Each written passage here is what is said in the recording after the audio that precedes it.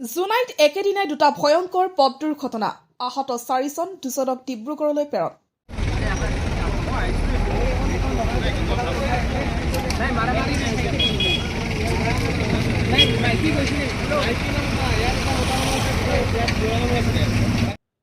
জোনাইত আছে পৃথকে পৃথকে দুটা ভয়ংকৰ পথ দুৰ্ঘটনা সংঘটিত হয়।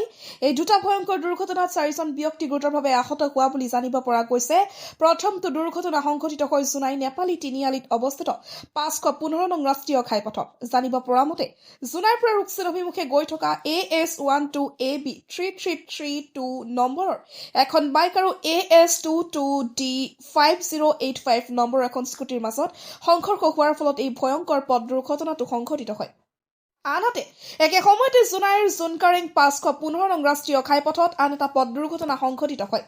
জোনাইৰ পৰা চিলাপথাৰ অভিমুখে গৈ থকা এখন বাইক আৰু এখন অটোৰ মাজত সংঘৰ্ষ হোৱাৰ ফলত এই দুৰ্ঘটনাটো ঘটে। এই দুটা দুৰ্ঘটনাৰ ফলত মুঠ 4জন ব্যক্তি গুৰুতৰভাৱে আহত হয়। আহতসকলক তৎক্ষণাত জোনাই সমুচিত চিকিৎসালয়ত ভৰ্তি কৰোৱা হয়।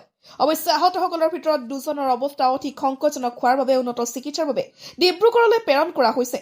আহত ব্যক্তিসকল ক্ৰমে জোনাই মীন উন্নয়ন বিষয়া গৌৰীশংকৰ চাংমাই, উজনি ৰেছ কেম্পৰ জান পেগু, 1 নং শ্ৰীৰামপুৰীয়া ৰাম পেগু আৰু আন এজন ব্যক্তিৰ পৰিচয় বৰ্তমানলৈ জানিব পৰা হোৱা নাই।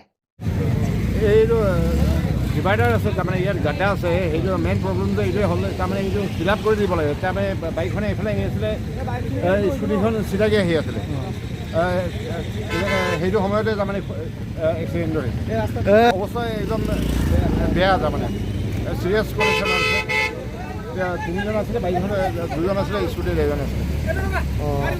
আমি প্ৰশাসনক সেইটোৱে ডিমাণ্ড কৰিছোঁ, তাৰমানে এই গেপখিনি তাৰমানে ফিল আপ কৰি দিব লাগে।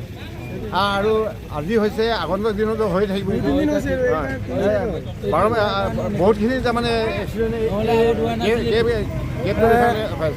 নেকি? এইটো বাউণ্ডেৰী বুলি এতিয়ালৈ আমি ঘূৰিবলৈ পাইছোঁ, কিন্তু ডিটেইলছটো আমি গম পোৱা নাই।